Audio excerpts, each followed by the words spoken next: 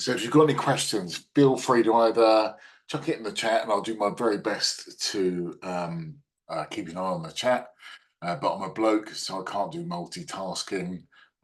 It's all I can do walk and talk sometimes at the same time. So we will go with going to share my screen and hopefully share the correct one. Okay, right. So hopefully you should be able to see um, maximizing yield from existing clients. So you should be in the beginning. There we go. Right. And let's go there. There. There we go. Right. Yeah.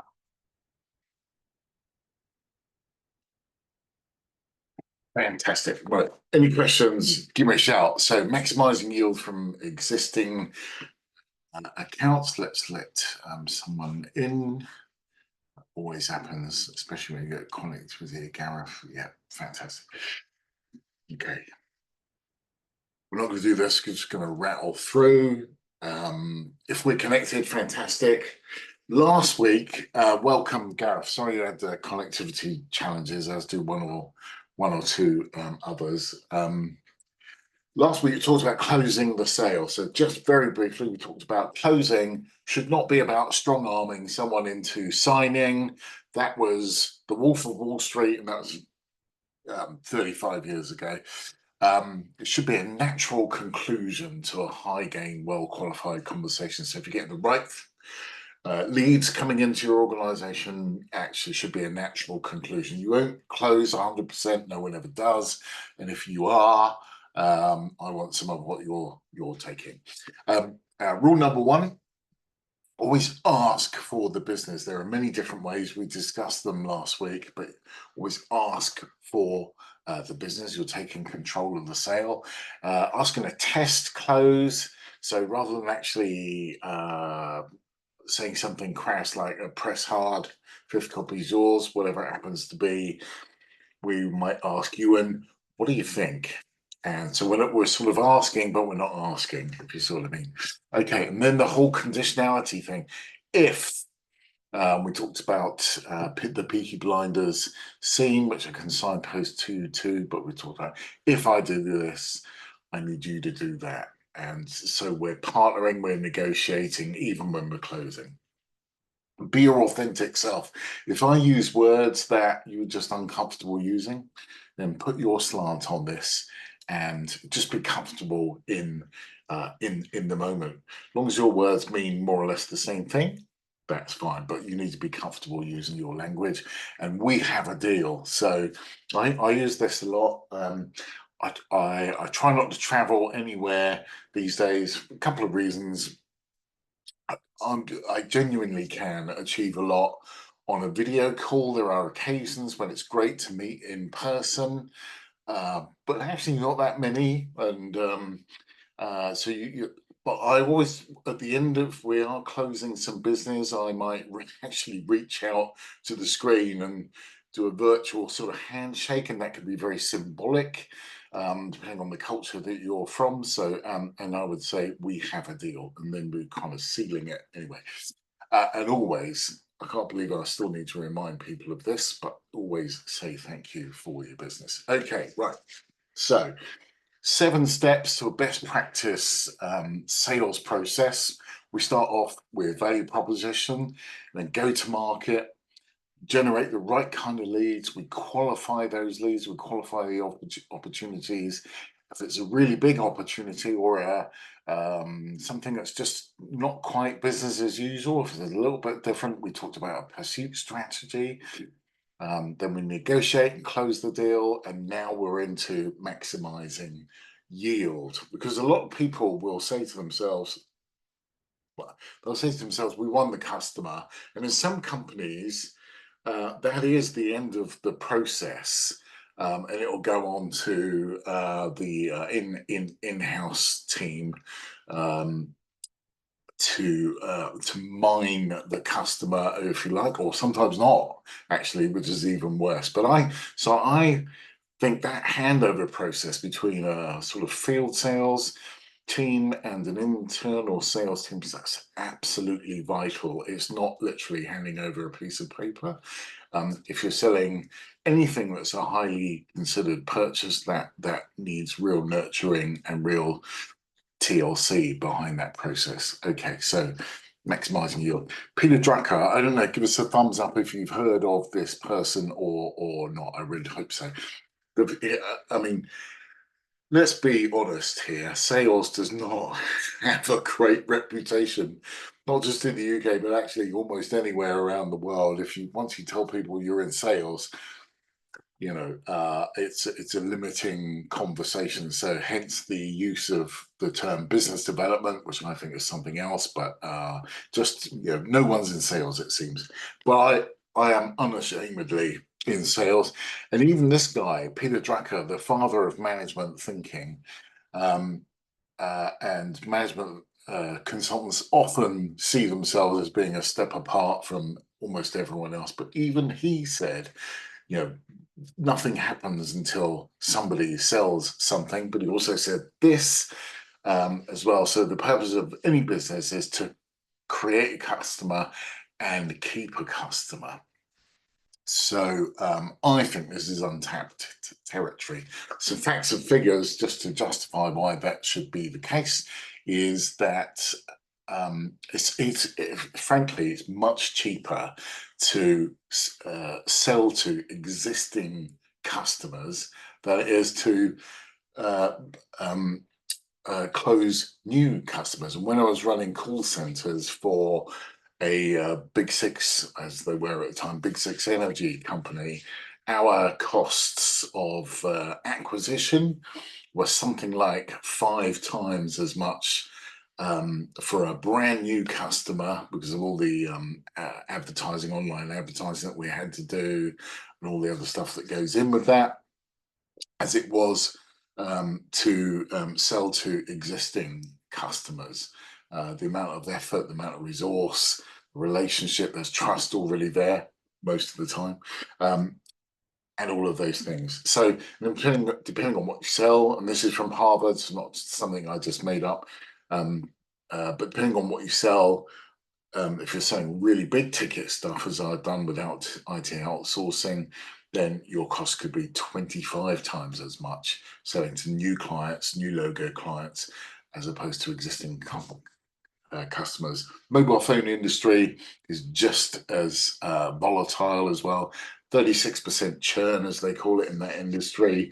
So you've got to sell 37 deals just to stay ahead of the pack. It's extraordinary. Energy industry, 3%, mainly 3% churn, mainly because not many people get excited about their electricity or gas bill, not like they do with a mobile phone anyway. And we had to sell 168,000, make 168,000 sales just to keep ourselves moving forward. So the cold hard questions why people don't do more of this. It is interesting, and winning a second order can often be harder than winning the first one. It's a bit like getting the first sales meeting, right? Which is hard enough, but sometimes because they've already met you, they've already engaged with you, something that they may find that for whatever reason, it might be nothing that you've done, um, you're not going to get a second meeting. And for the same set of reasons, you may not get a second deal because you've positioned something, they bought it, that's fantastic, but maybe it didn't quite live up to expectations, whether you set them too high, whether theirs are unrealistic, or whatever that happens to be. So those are some pretty cold, hard questions. And I post about this quite regularly on LinkedIn. Anyone can go to their sales manager, sales director, even the CEO, and ask, why do people do business with us? Why do people buy from us? And you'll get a stock set of answers, normally given to them by marketing, if I'm absolutely honest.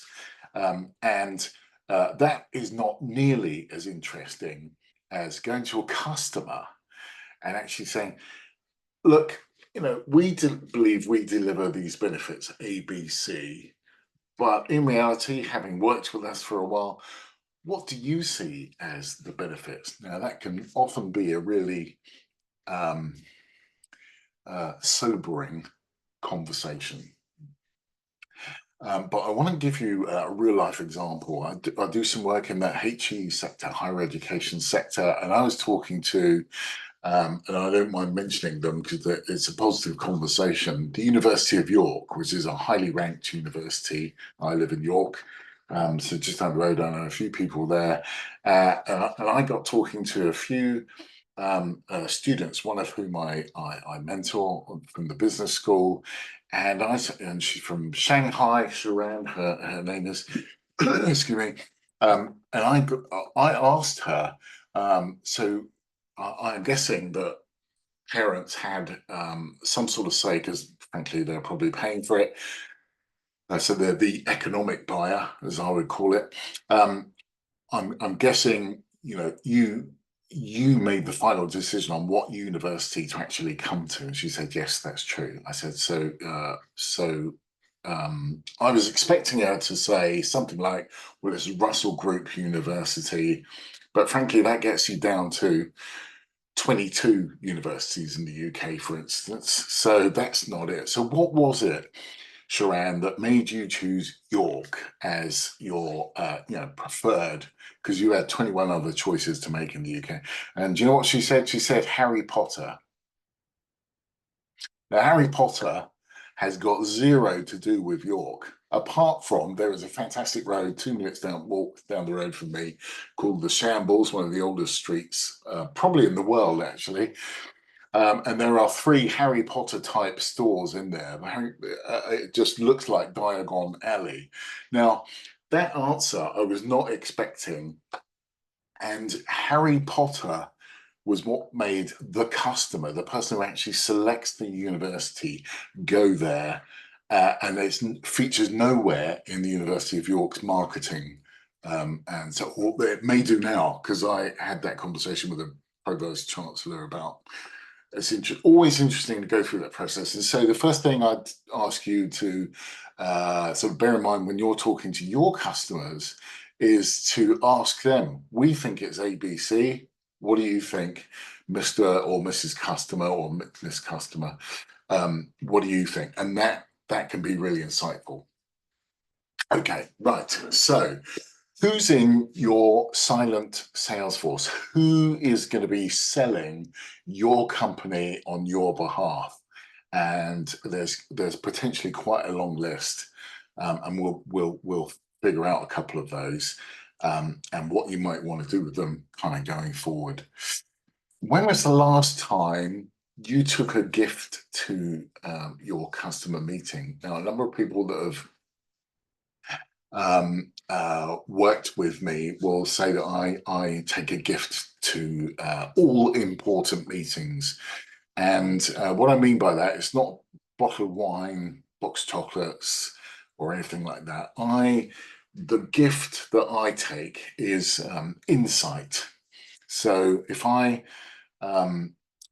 think enough of a meeting and of a customer, I'm going to try and tell them something about their industry or about their company that they don't know. And that's what I mean by a gift, because that's something that they will see of real value that shows I've done my homework and I hope, and I'm kind of telling them that I know something about their business, i.e. I'm a good guy, without actually saying I'm a good guy, because anyone can say that. It's a bit like a comedian saying I'm a really funny person. Well, if you have to tell people you're funny, you're probably not that funny. So I don't tell people, but that's what I mean by taking a gift.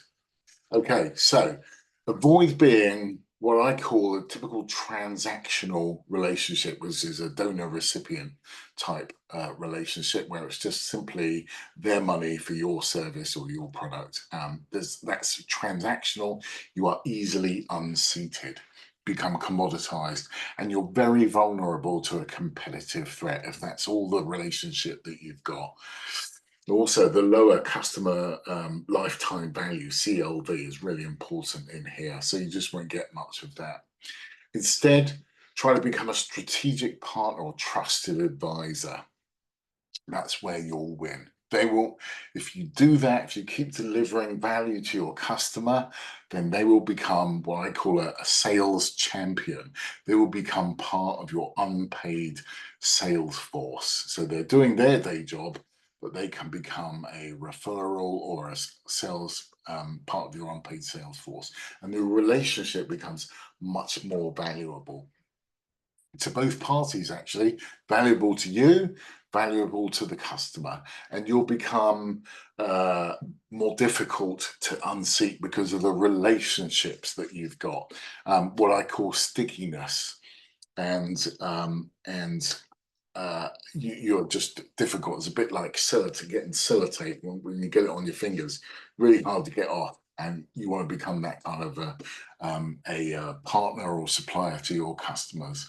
They'll spend more money, customer lifetime value. So value of that relationship over time is really, really important. So customer lifetime value, if you go to business school, that's an actual thing. And the one way of the equation for that is the customer revenue over a period of time minus the original cost to acquire that customer.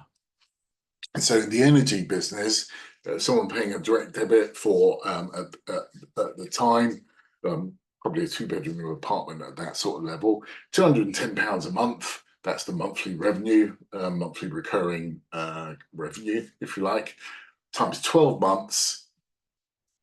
So in other words, 12 times that minus the cost to acquire, typically just over £100 to acquire a lead like that. So the customer lifetime value, assuming just 1 year, is £2,417. That would be a way of calculating, and that could be a really insightful way of understanding what the value, the hard currency kind of value of your customer actually is. Here's another way to think about your customers. Third box selling. The phrase is quite an old phrase, but it's really important. There are only two benefits anyone can deliver customers, and that's either in a business to business situation anyway. That's either to sell more or cost less. You help your customers sell more stuff, or you help them reduce costs. That's the only two benefits. How you help them get to that place is always very different, but that's what you do. So if you can help your customer sell more to their customers, i.e. if you can somehow virtually reach through and help your customer's customer, that makes you incredibly valuable and strategic to them. I'm going to ask you a couple of questions about that in a second, but if that's you all the way through that relationship from your and probably many people in addition to just you, otherwise you become a single point of failure, and that's not good for you, certainly not good for your company. Okay, so we're now going to talk to actually something called adjacency. And adjacency is a concept. Forgive me one second. Adjacency is the concept of what else do you sell? So, okay, so we sell software, let's say, and our software does a certain thing.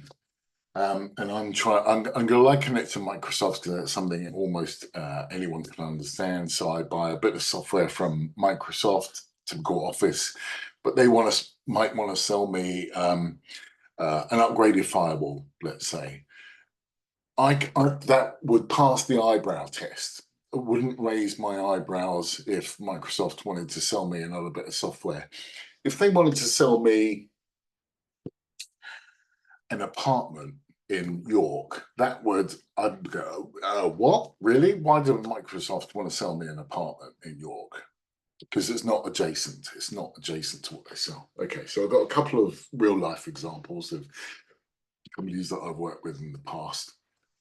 So a website provider, which is a really, really competitive marketplace, website providers, they might want to go further up the value chain, if you like. So they can build websites, they've got a relationship, excuse me, they've got a relationship with the customer, there's some trust there.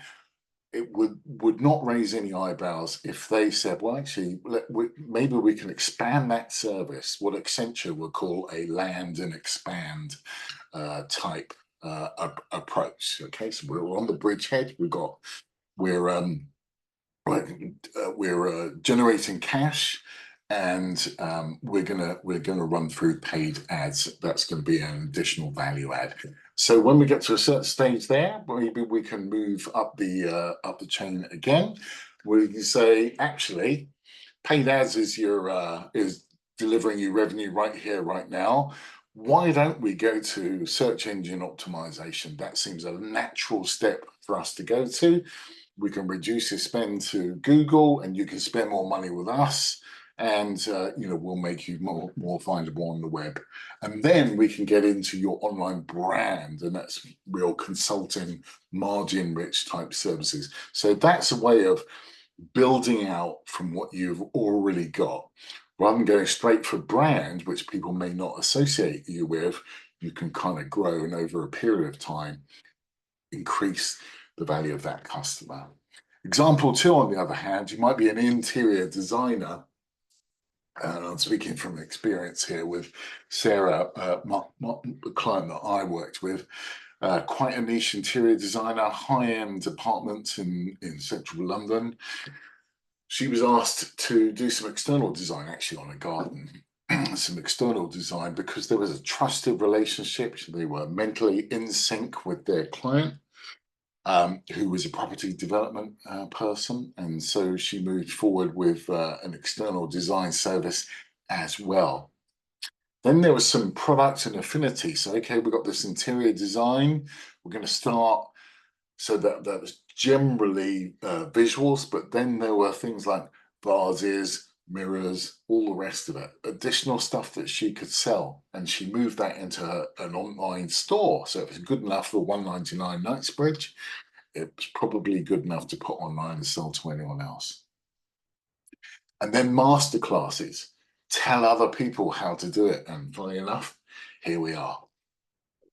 Telling other people, just kind of trying to ring some bells and get people to really think about what they're selling, who they're selling it to, and all those things. Okay, time is getting on. So, sales champions, what will they say about your product? I'm not going to go into this slide too much, but what made them buy from you? Is a selection of clients that I've worked with and that have given me good feedback.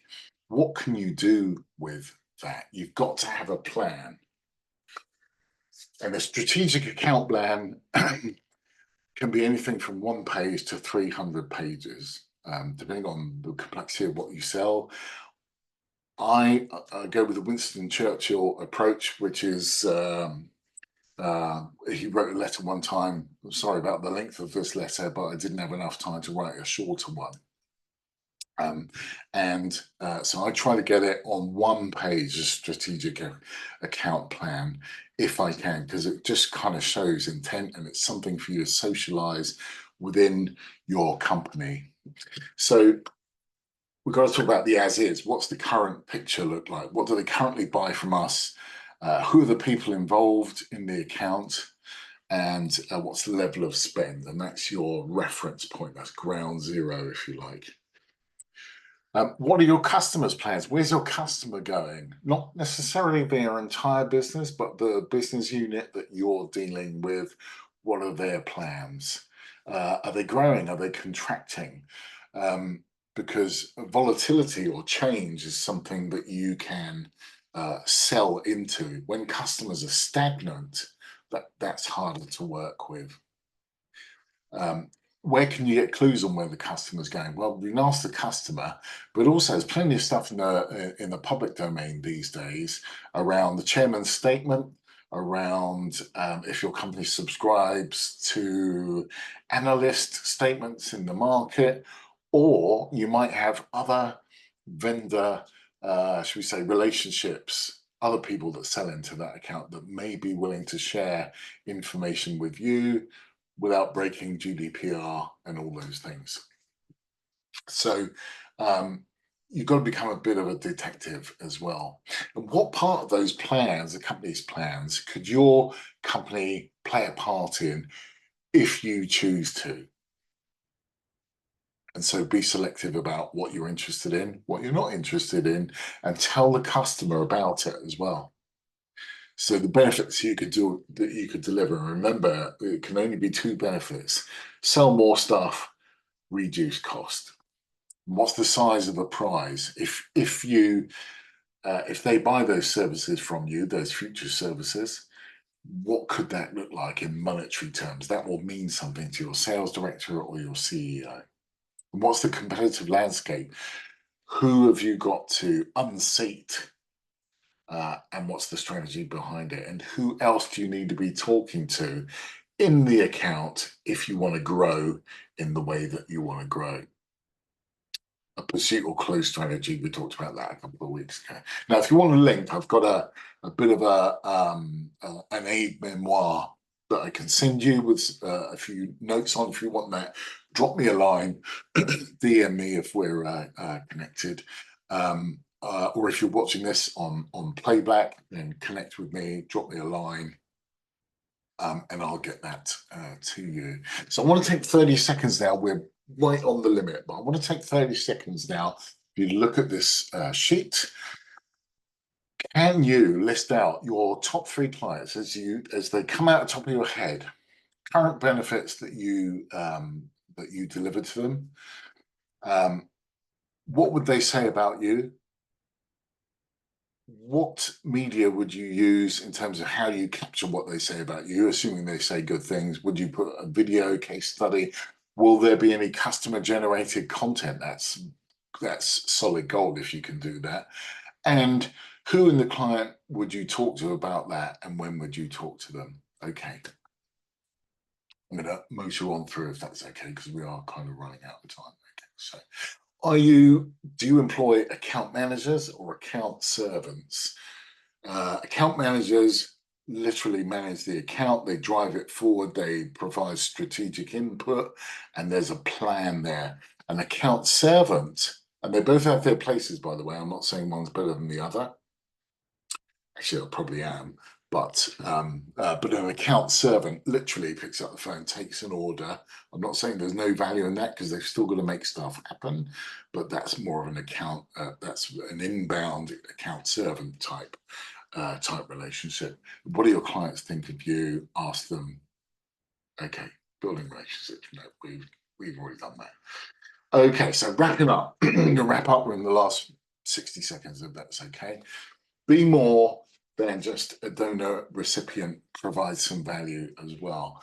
What's your value proposition? What does the customer see is your core value proposition? Adjacency. What else have you got to say? What else have you got? Because once you've got that customer, you are going to learn much more about the internal hydraulics of what makes their business function and what makes their company so great as well. Valuable intelligence. So show them that you're using that. Relationship development. Land and expand. Build your relationships. It makes you harder to unseat. Customer account plans. Share them with your customer if you feel comfortable doing so, because that way they know where you want to go as well, and they will help you get there because it's important for their career as well. Who are your sales champions? Who will say great things about your company at the right time? And okay, right, wrap it up. Next week, this is the end of the best practice sales process, and that sort of marks that end of the process for me. So now I'm going into, should we say, a more unstructured territory. So next week, I'm going to be doing something on LinkedIn basics, because LinkedIn is really my business. And I'm going to be talking about some basic account development type skills that you might want to use, both new business and existing business. I'm going to be talking about that. I would love if you want to join me for that in the live, so to speak, which is going to be next Thursday at 1 o'clock again. Fire some questions in to me in advance, because I get these quite a lot, and if I can, between now and then, I'll build the presentation. But if you've got any questions that you want to ask, let me come off and share now. There we go. We'll come off and share. If you've got any questions you want to ask in the meantime, by all means do so. I'd love to build a presentation around that. I'm going to be doing 10-15 minutes of basics anyway, and then we'll go to Q&A from there. Hope that's okay. Any questions right here, right now? He says, looking at the screen. No, fantastic. Listen, I hope that's been informative for the time being, but I'm going to close this down just now. Thank you for your time and attention. If you're watching this in playback, hit like and subscribe to the channel, and I look forward to seeing you on another video soon. Thanks, everyone. Cheers.